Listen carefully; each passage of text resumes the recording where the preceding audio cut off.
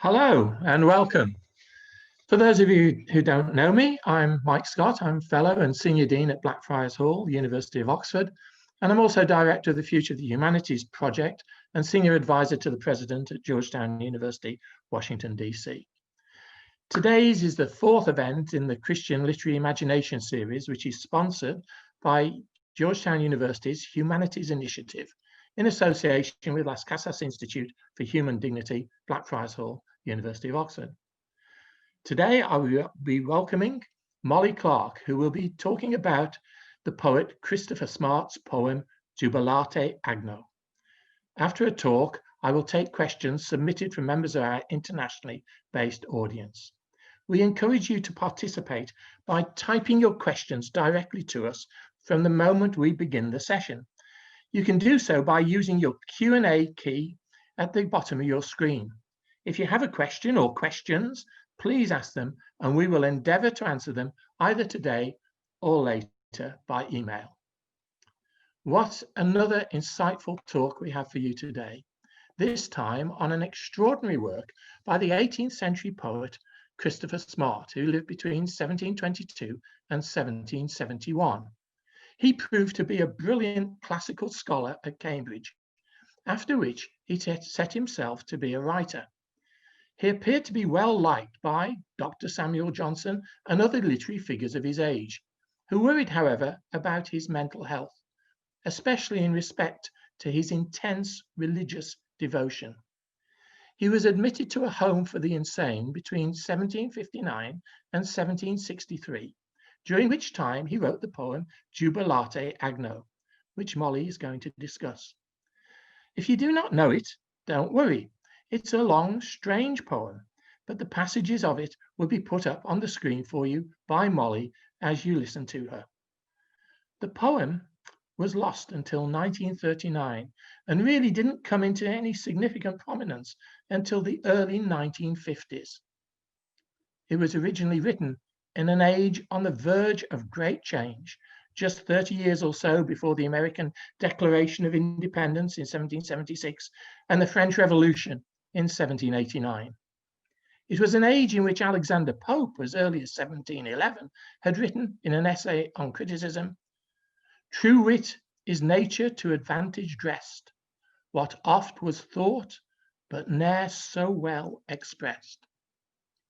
But by 1759, Edward Young, writing conjectures on the original composition, stated, "We may as well grow good by another's virtue or fat by another's food as famous by another's thought." Let me leave it there and let me introduce Molly to you. Molly Clark is one of the young generation of exciting researchers in English at Oxford, where she is reading for her DPhil at Merton College, researching rhyme in Shakespeare's theatre, on which she has already published an article in Oxford Research in English and has another article on rhyme in mid-16th century drama forthcoming in Studies in Philology. She's also gaining her name as an established poet, having won the prestigious Newdigate Prize for Poetry in 2016. In the last academic year, she gave us an excellent talk in the Christian Shakespeare ? series on Shakespeare and the morality plays. I'm delighted to welcome her back and that she's now going to talk to us today on Christopher Smart's extraordinary poem, Jubilate Agno, written sometime between 1759 and 1763. Over to you, Molly.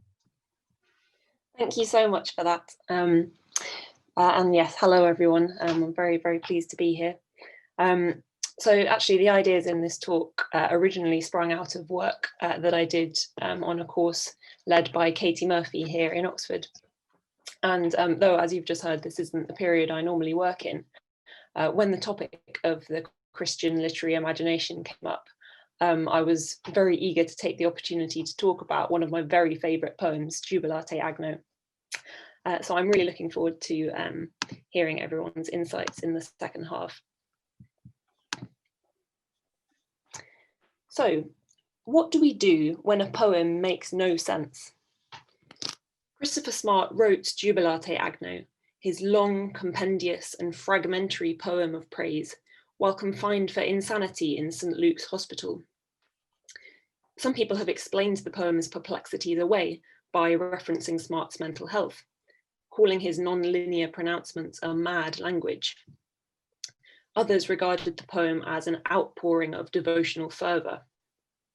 It's got no narrative, it's got no meter, it's got no end rhyme. Jubilate Agno does have one obvious structural principle, namely the parallel and occasionally divergent let and for verses.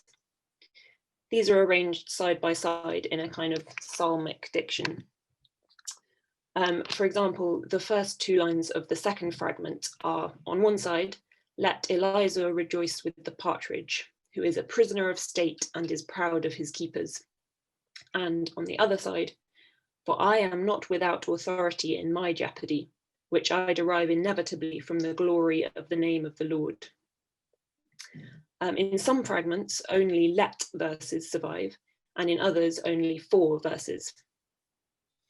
And for anyone here who's not familiar with the poem, given that it's pretty hard to summarize, these lines I've just quoted are, you can take as fairly representative, though there's so much variety and so many moments that are beautiful and moving and personal and hilarious that I really recommend you read the whole thing.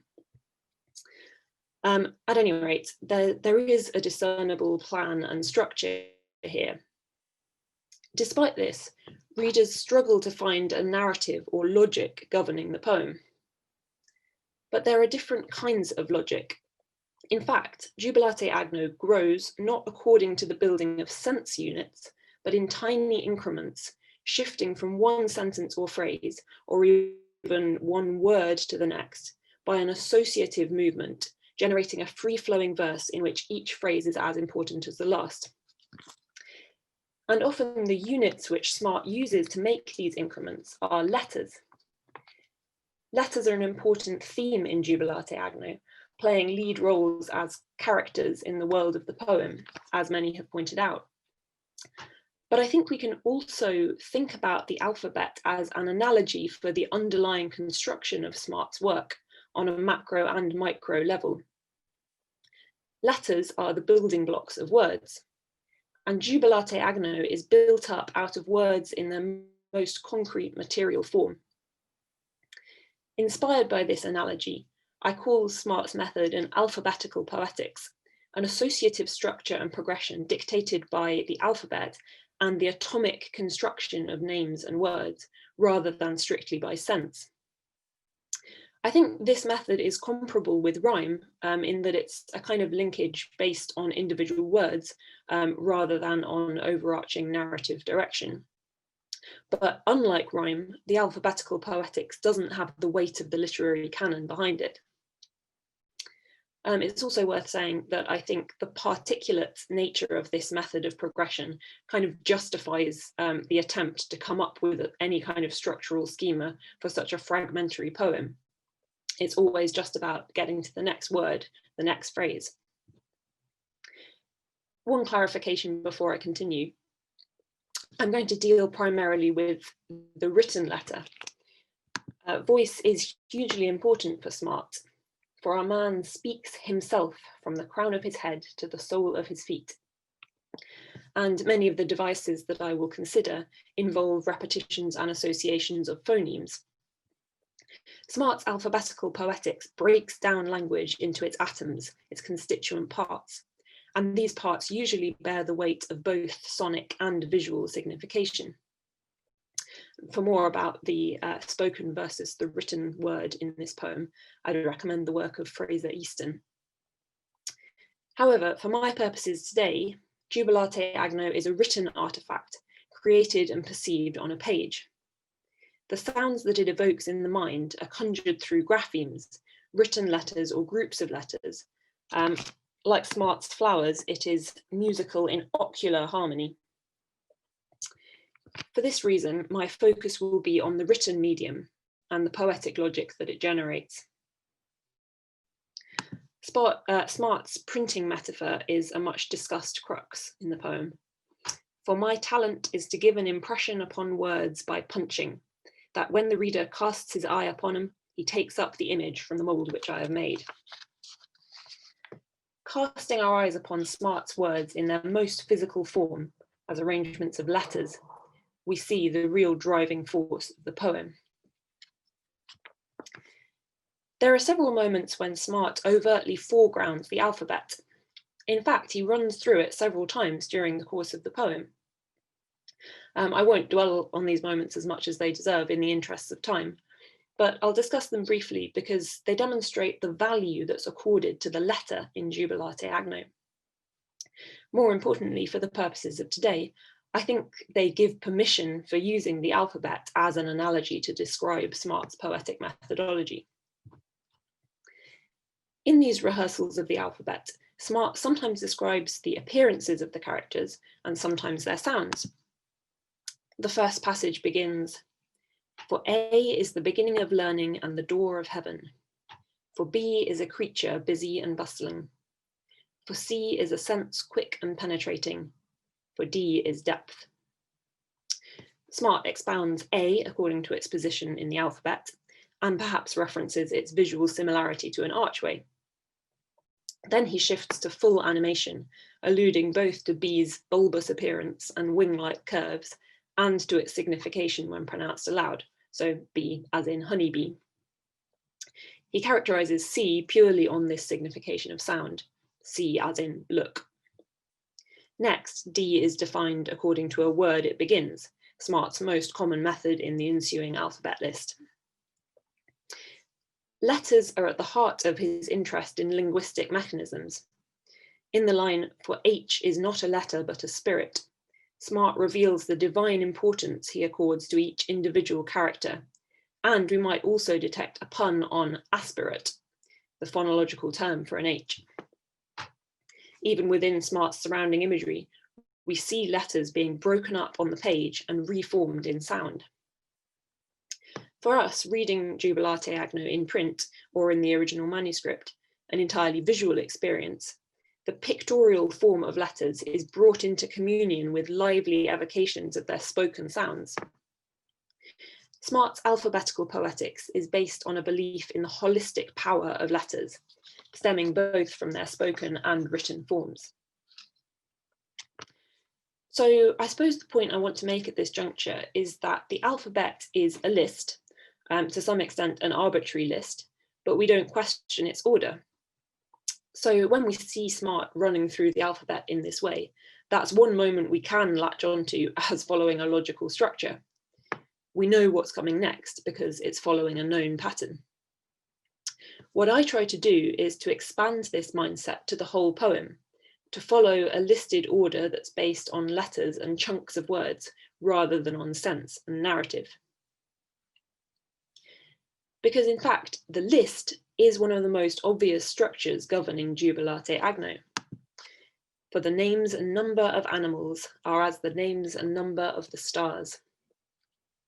God's word and works are brought together into a joyful encyclopedia, an index in which the entries leap from the page. And Smart doesn't conceal this indexical format. He embraces it through letter-based organization. Sometimes we find this on a micro level. Let Jonah rejoice with the Wilk. Wilkes, Wilkie, and Wilkinson bless the name of the Lord Jesus. We get the sense of a quick, beatifying jab at the phone book. But the more striking examples are enacted on a larger scale. We get chunks where the animals Smart references appear in alphabetical order. The passage noted for this feature by the poem's past editors begins in the let verses in fragment B here, with the fish Akane, Alausa, then Corias, Donax, and Dentex. Allowing for a few brief gaps and occasional fluctuations, this alphabetically organized sequence continues until the end of the fragment, spanning over 80 lines and ending with Pelamis, Peloris, and Pentadactylus. Although not noted by the commentators, a similar process actually occurs earlier in the fragment, beginning at line 33, with Bittern, Bituros, Kekramus, Keix, Kekos, Crystal, Titlark, Cades, Caecilia, Crow, and Creel. There is, of course, a practical explanation for this.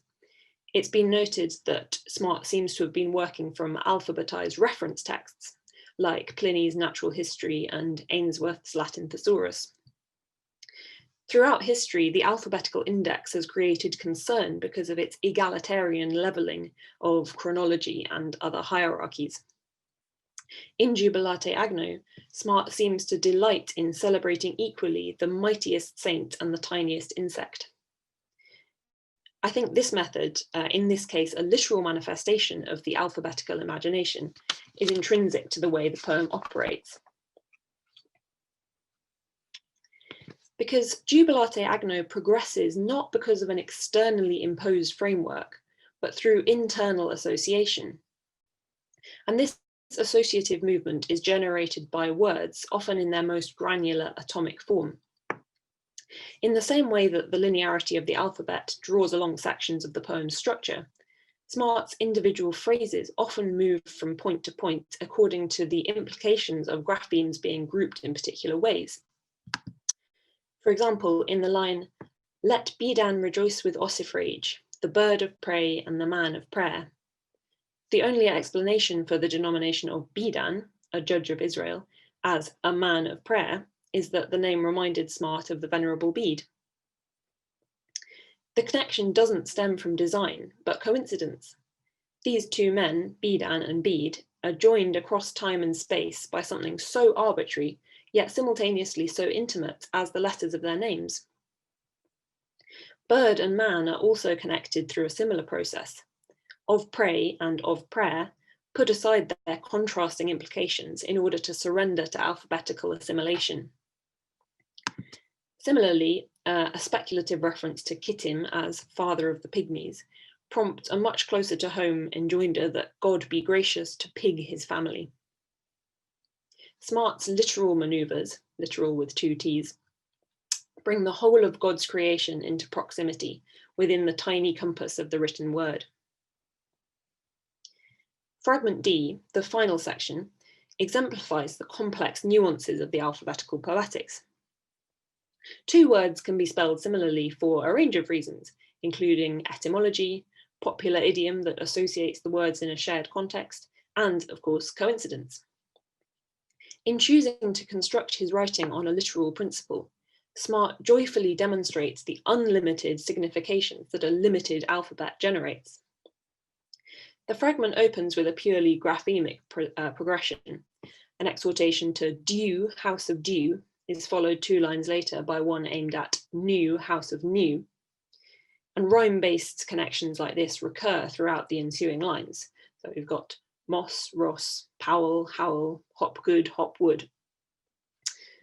However, the second rhyming pair of the fragment has a more multivalent association. "Let Hook, house of Hook, rejoice with Sada a Cornelian. Blessed be the name of the Lord Jesus by Hook. Let Crook, house of Crook, rejoice with Ophites, black spotted marble. Blessed be the name of the Lord Jesus by Crook. The Lord enable me to shift." Hook and crook obviously rhyme and thus have a natural audiovisual affinity, but they're also joined in the idiomatic phrase "by hook or by crook," an implication that Smart embraces in these lines, in which he blesses Christ by all means available to him. The episcopal connotations of hook, and more particularly crook, add another more divine resonance to the idiom. There's been a transition between name, capitalized, and word, non-capitalized. A name does not just evoke a person for Smart, but a graphemic node of polyvalent linguistic significance. Sometimes the connections are even more purely grapheme-based than this, as when "house of Bracegirdle" precedes "house of Girdlestone," the final portion of the former word becoming the first of the latter. Occasionally, this connection seems to cross languages, as when the "house of Nason" is encouraged to rejoice with "erinum, a medicine to clear the nose," a juxtaposition presumably inspired by the Latin nasus, meaning nose. Sometimes the association is based on repetition of the same word in a different context. "Let Cope, house of Cope, rejoice with centipedes. God give me strength to cope with all my adversaries." cope is used both as name and verb. Even the centipede here seems to join itself alphabetically to cope, with its visual echo of the C and P. Similarly repetitious, a mention of the carrier fish prompts a prayer that God be gracious to Dame Fish. Animal and woman become one. In a literary tradition founded on the principles of both sense progression and culturally embedded verse forms, the alphabetical poetics is uniquely surprising. It has an affinity with forms like rhyme and structural alliteration, but it's employed in a way that doesn't fit neatly into either of these categories, as it's not tied to any overarching metrical or lineal structure. In these fragment D examples, which are a selection from many, we see language being split into atoms. Sometimes the associative progression is based on meaning, but that meaning is at the level of the word, not the sentence or larger thought unit. Smart encourages us to follow associations that lie below the semantic. Smart delighted in wordplay, but at the same time imbued it with a genuinely serious significance. For example, for being deserted is to have desert in the sight of God, and entitles one to the Lord's merit. For things that are not in the sight of men are through God of infinite concern. For envious men have exceeding subtlety, quippe qui invidiant. Breaking language up into its constituent parts can have an interesting effect on sense. In the first line, Smart valiantly reverses the meaning of deserted, negative into positive. Conversely, in the Latin phrase, meaning because they see into things, which is a pun on invidiant, meaning they envy, Smart isolates blocks of language in order to draw out fresh nuances from an already existing word. The central line of this excerpt reads as a reflection on the importance of the latent, in this case, the syllables signifying independently beneath the superficial meaning of words. Smart doesn't do secret messages. On the contrary, he brings wordplay out of the wings of conventional discourse and puts it center stage. Jeffrey Hartman has argued that Smart's effusive and accumulative presentation of intricate language to God stems from a guilt that, through the audaciousness of his puns, he's trying to be God himself. I would argue instead that the true God is ever present in Smart's wordplay. Its multiplicity is designed to echo the multiplicity of creation. Sometimes God's presence is even more tangible. For example, a reference in the Let verse to a rock, a bird of great magnitude, is paired with the line, "For the Lord is my rock." Deity and creature are brought together in language. Puns like this are the paving stones of Jubilate Agno. Repeated syllables move the poem on through a series of nuanced progressions. Puns are capable of making associative leaps between meanings, even across different languages and scripts. For example, in the line, "Let Shalumiel rejoice with Olor, who is of a goodly savour," the association of the Olor, or swan, with a sweet smell comes not from any biological observation, but from the Latin derivation of the word olere, to smell of. Similarly, Smart describes the boa as the vocal serpent, based on what he seemingly erroneously perceives as an etymological connection with the Greek boer, a cry. Words can come together and generate meanings, not only because of their real-world connotations, but because of their shared letters. Words in their most vocative role, then, are at the heart of Jubilate Agno. In other words, names, long lists of them. These natural beings, and to an even greater extent, the biblical characters and figures from Smart's life, are not evoked by any lengthy description of their appearances, habits, or deeds, but by their names, the words that define them. Through the accumulation of names and the word plays in which Smart engages them, the names themselves take on a greater meaning in combination than they do severally, echoing in their great diversity and intricacy of letters the bounty of created things. Because Jubilate Agno is a celebration. What the dizzying lists of names demonstrate more than anything else is the cornucopia of God's world and God's word. Obscure biblical characters and rare species all testify to the vastness and diversity, both of the created order and of language. God's name is every letter, love in every language. Fragment C begins with another alphabet in which each character is linked to a word and followed by a phrase, and therefore he is God. For example, for K is king, and therefore he is God. God is the whole alphabet. For Christ being Alpha and Omega is all the intermediate letters without doubt. And Smart's alphabetical poetics renders his writing redolent with God's presence.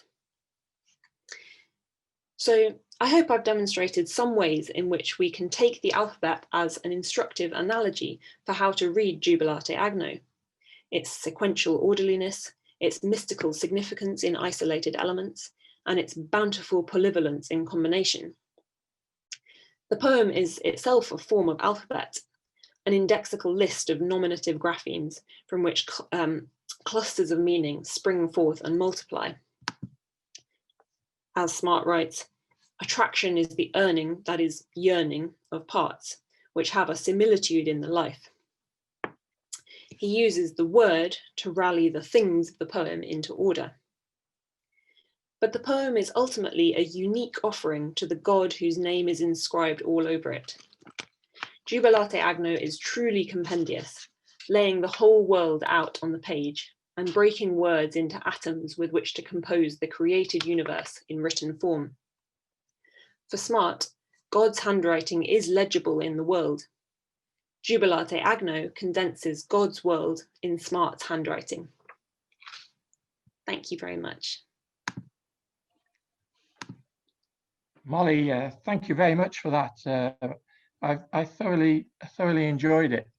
As we were talking, as you were talking, I just wondered whether there's a similarity. I'm not asking a question at the moment, but whether there was a similarity between this writing of poetry through the alphabet in English is found also in, I don't know, in Chinese poetry, because in Chinese poetry, I know the poems of Chairman Mao, for example, it's not just the words, it's actually the pictorial representation of the letters, which is so important. So you're kind of getting a duality of understanding.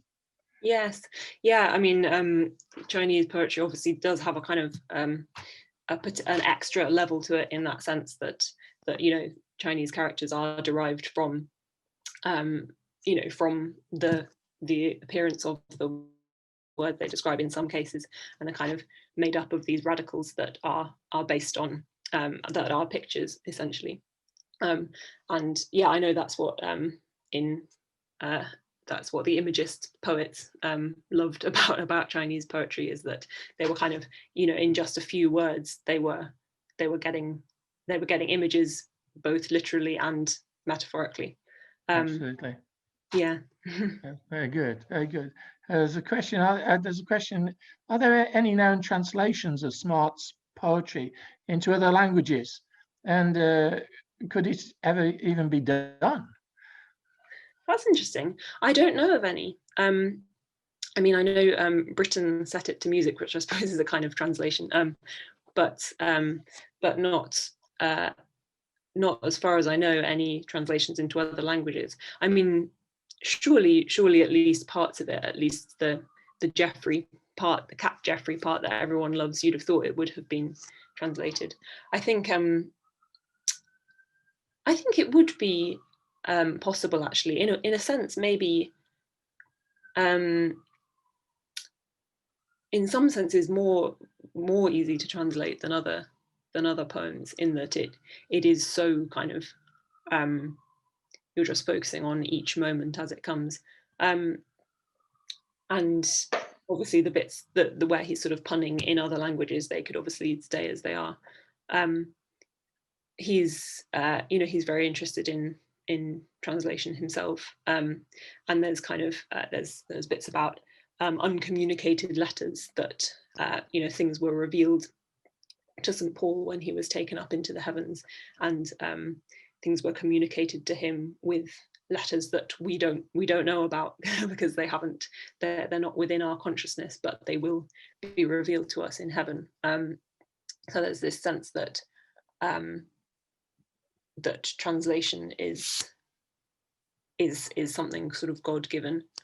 I know there's various debates about whether Smart actually could read Hebrew, very very thoroughly, or whether he was just, because there is a lot of there's a lot about Hebrew letters in the poem, and yeah, it's not known how proficient he was with it, but he's very interested in sort of reading these letters as things that are inscribed on the world, and also reading them as sort of as images rather than just as letters. So for example, he talks about the mem and says it's related to music because it looks like a picture of a harp. And he also talks about there's a really long section in which he talks about the letter lamed, which is L in English, and that in itself is a pun because L is God in Hebrew. So and he talks about it being inscribed on all tiny things in the world, like the back of an insect or on a seed or on a leaf. So yeah, I think I'd be, if anyone knows of any translations into other languages, I'd be interested to hear how that process was undertaken. Okay, there's Cecilia Hetz here. Hello, Cecilia. Good to hear from you again. And she says, this is fascinating poetry. And apart from the cat Geoffrey passage, quite new to me. Is it possible that Smart is launching himself into a form of glossolalia that can be shared with everyone? Do you think? Yeah, so that's to do with tongues, right? Yeah, I think so. Yes. Yes. Well, the first line of the poem is actually "Rejoice in God, O ye tongues." Yeah, it's a sense of universal language, I think, is quite key to some of the ideas behind the poem. There's quite a lot of resonances of sort of Adamic language, and a lot of people have written about that concept in Smart. The idea that words are kind of God-given because Adam named things when they were presented to him, and so it's this as I say, a universal language that that has been kind of dictated by God. And there's a sense that if you're kind of living as a natural human being as God intended, then the words will come to you, because there's a bit where Smart writes, for all good words are from God and all the others are cant. So when you start sort of creating your own words that aren't inspired by creation, that's when you're going wrong. And he says at one point something like, I pray that God will make gardeners better nomenclators, suggesting that they're kind of, people are coming up with these silly complicated names for flowers that aren't just inspired by the beauty of God's creation. Yes. Okay. My wife Maggie's just shown me a translation of the Geoffrey passages in Spanish. So nice. yeah, we'll have to send you that, I'm sure. John Ford Rescher says, I think, hello, John, it's good to hear from you again. I think some Jewish scholars reading the Torah find each letter a divine communication, and will discuss why one letter begins Genesis, and then a second letter and a third, and so on. I wonder if Smart might have known of this tradition of reading. Yeah, I think that's very, very likely he did. He was very interested in that, and yes, really, really accords this very numinous significance to letters, and Hebrew letters particularly. He was interested in all sorts of different forms of mysticism as well. So Kabbalism and some people associate him with Freemasonry as well. I don't know if that's exactly a mysticism, but yeah, he was very interested in things not being as they seem, and these kind of messages that come through letters. Yes, as I was mentioning earlier about the lamed being inscribed on everything in creation.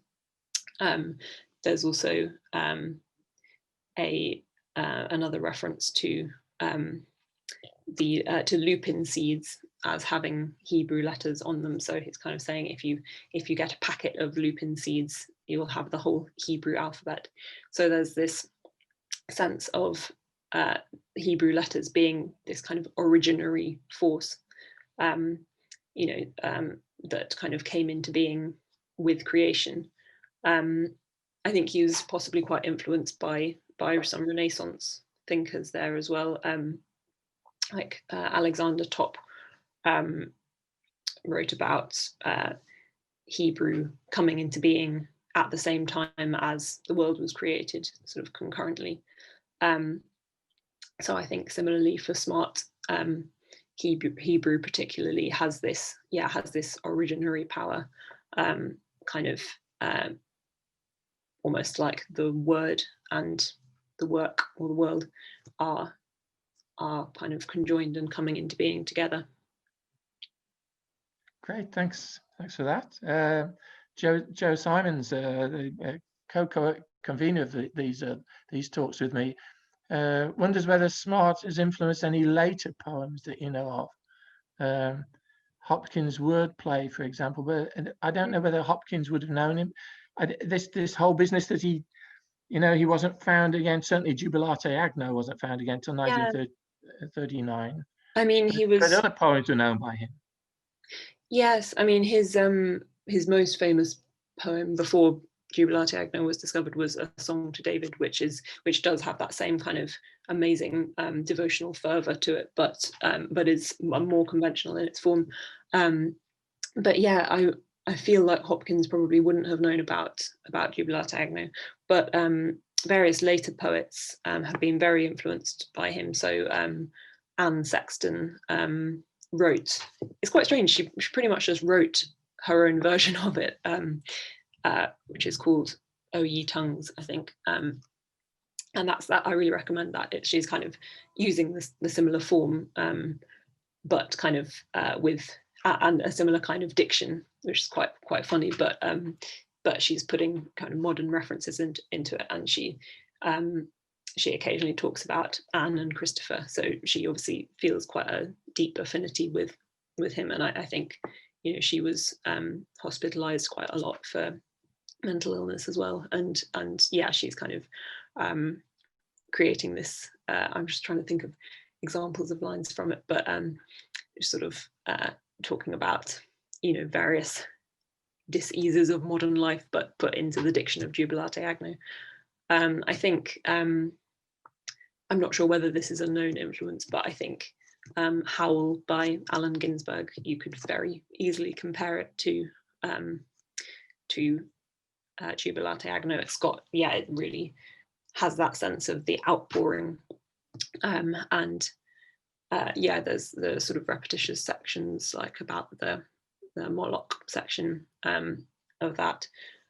So I think actually, even though he's perhaps not, this is not a poem that's widely read from cover to cover, I think actually he has had quite a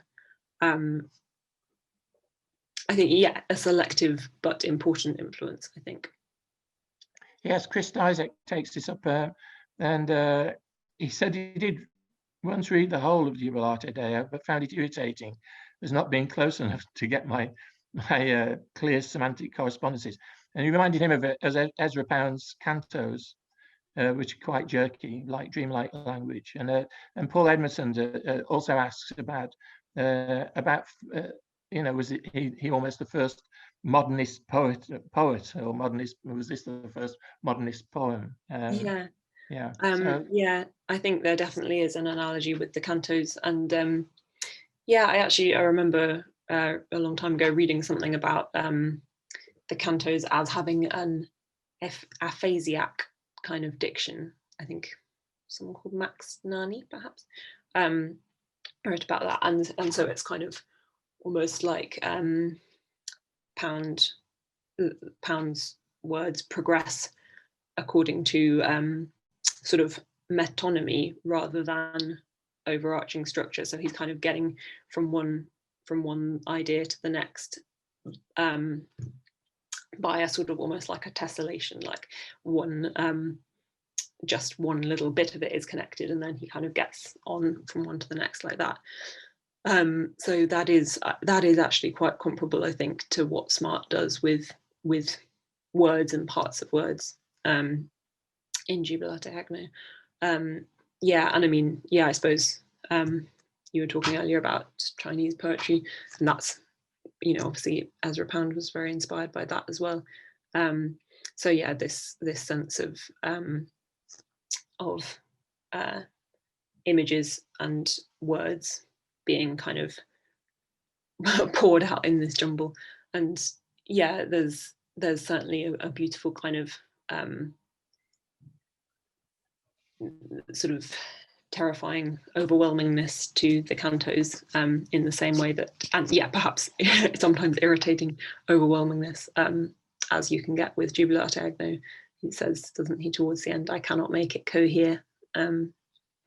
It's quite beautiful, but terrifying. There's a bit in Jubilate Agno where Smart's talking about locusts, and he says something like, save me from the tyranny of numbers. This kind of yeah, overwhelming multiplicity, but it's also a beautiful multiplicity. And another point he says, I bless the Lord Jesus in the innumerables forever and forever, or something like that. And yeah, it's this sense that multiplicity is scary, but it's also beautiful, and it's also what creation is all about. Great. Patricia Marshall makes a very interesting comment here. If the work was translated into other languages which use other scripts and alphabets, might there not be a danger in Smart's original meaning being lost? I think we might get into reader response theory if we're not careful on this one, but yeah, you might run through that. I'll have to hand over to others there, but yeah, I think that would be a danger. And I mean, certainly things like the, you know, bee being a creature busy and bustling, like obviously that that wouldn't work in any other language. But I think given that Smart does, you know, he does include lots of bits about the Hebrew alphabet as well, and even, you know, letters that don't exist but are supposedly sort of in this uncommunicated next level Hebrew alphabet. Like there's a bit where he talks about another letter and says his name is Wow, which I quite like that bit, but W-A-U, and he sort of draws it, and it's sort of like a kind of angle bracket kind of thing. Yeah, so I think seeing a letter and not necessarily knowing what it signifies in the language is actually fine for a reader, and in some ways that's the position Smart wants you in when it comes to the Hebrew letters, because he always talks about their visual significance, and I guess someone who wasn't familiar with the alphabet that we use could still derive meaning from it. You know, that bee looks like a chubby bee with two wings. But so I think there would be interesting things to get out of that. It would be an interesting experiment. But I think, yeah, I think there'd also be pitfalls to it for sure. Chris has come back to us, Chris Dysek, and saying Walton, the Bishop of Chester, late 17th century, compiled a biblical parallel text work involving Syriac, Chaldean, and Hebrew. Perhaps Smart knew it, but also I believe he said Smart had a drink problem, so I had to struggle with this. Yeah, so first regarding the Hebrew, yeah, I think it was thought that Smart was quite familiar with Hebrew until possibly about the 1990s, when I think Tomlinson cast doubt on that by suggesting that actually he was familiar with Hebrew only as far as it went in sort of reference text. So I mean, maybe like that one. Yeah, so when it comes to his drinking problem, I mean, he kind of had all sorts of problems going on, really, in that he after he was released from being confined for insanity, it wasn't very long then till he ended up back in prison, but for debt. So and that's where he died, in a debtor's prison. So yeah, there was a lot going on. I mean, he also suffered from very severe physical bouts of illness, and in fact it was after his most severe life-threatening bout of illness that he then people started to then become concerned about his mental health, which as you said at the beginning, really mostly manifested in the form of religious devotion, but religious devotion to kind of inconvenient levels. So there's a bit in Jubilate Agno where he says, I blessed the Lord in St. James's Park till I routed all the company, for the officers of the peace are at variance with me, and the watchman smites me with his staff. So there was obviously quite a nasty incident there. But yeah, Samuel Johnson testifies to the fact that he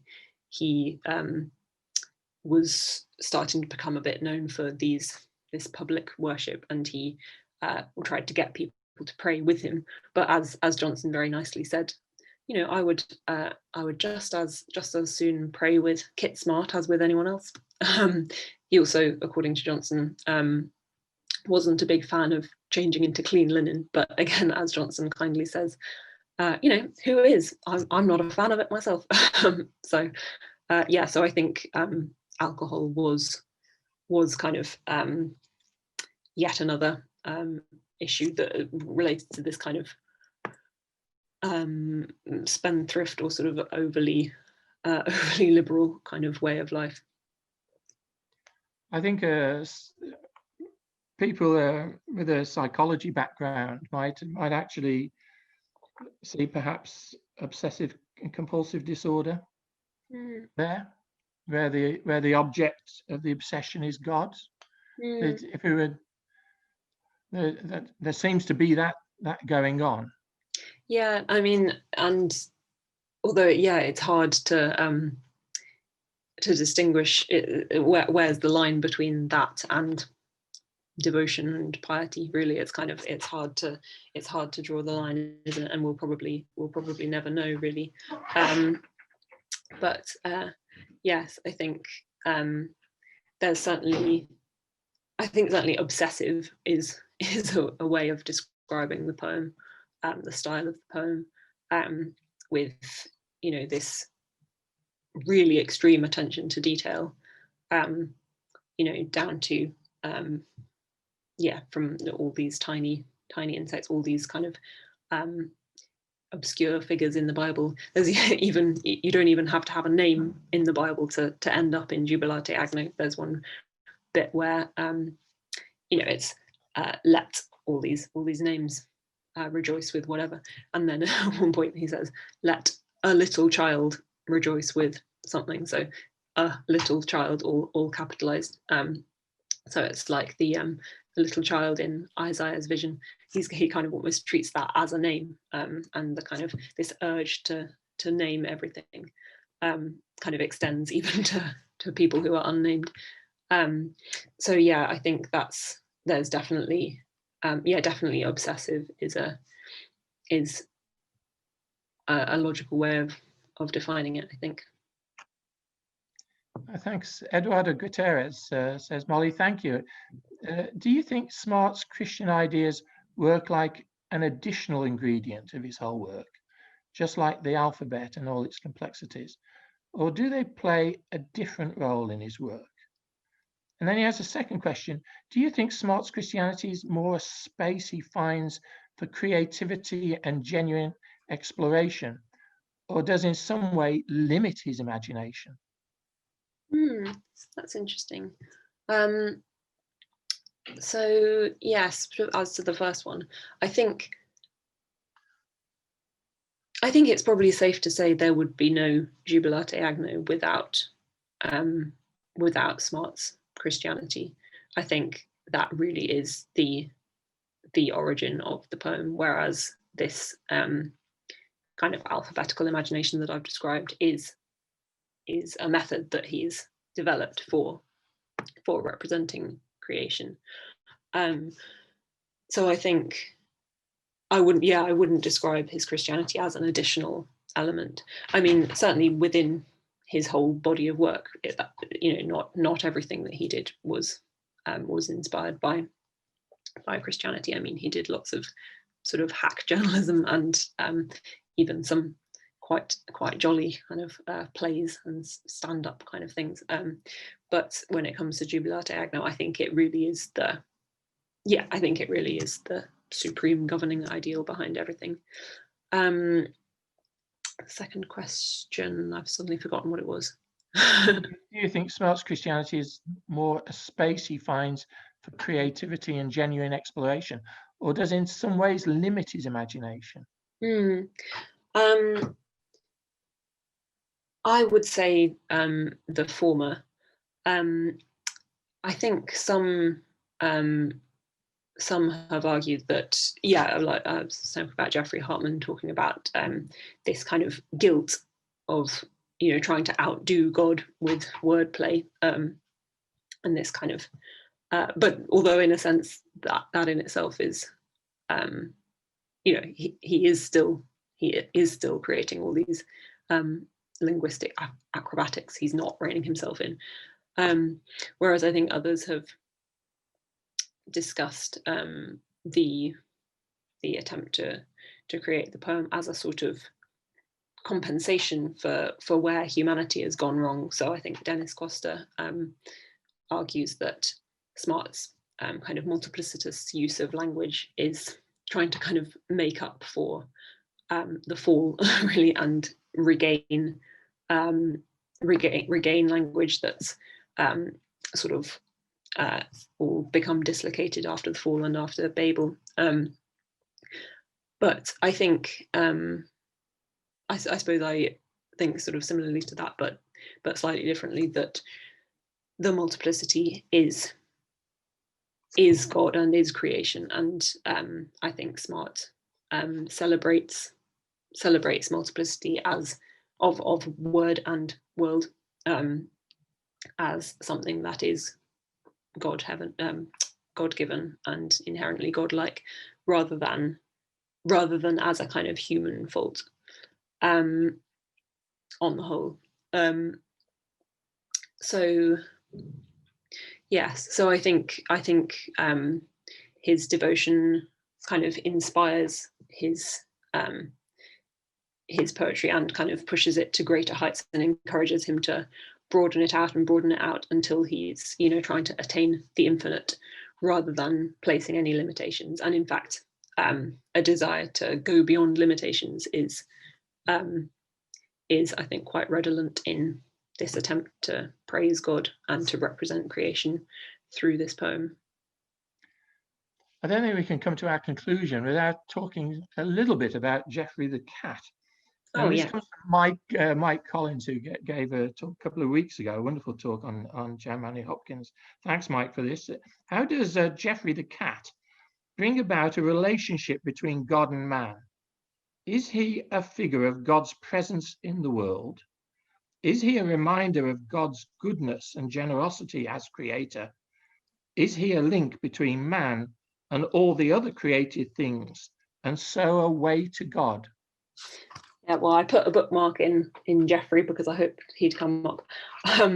So yeah, I think firstly, I think Geoffrey is portrayed as an example of piety, so an example to follow. So the first 3 lines of the section are, "For I will consider my cat Geoffrey, for he is the servant of the living God, duly and daily serving him.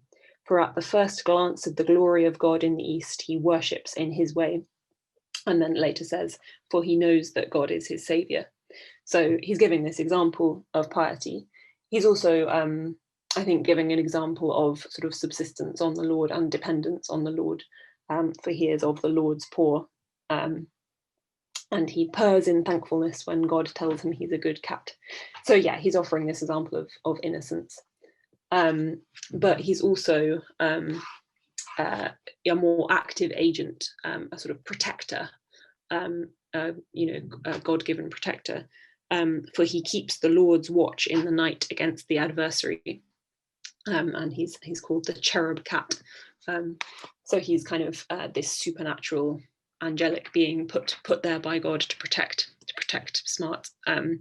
But at the same time, he's got this intimate connection with man, for he can leap from an eminence into his master's bosom. I think that line quite beautifully encapsulates the way that he's heavenly, but he's also got this intimate connection with man. So yeah, I think in that sense, I think you're exactly right. I think he is a connection between God and humanity.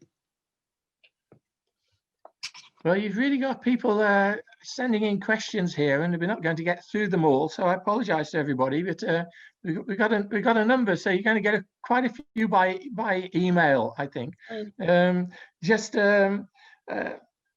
Julia Griffin says she wondered whether Smart was inspired by the book of Job.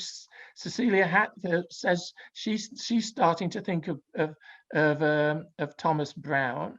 Joseph Simons is looking about, asking, is this type of poetry just a fun parlor game for the well-educated, or is there something deeper lost in cultural familiarity with wordplay across languages?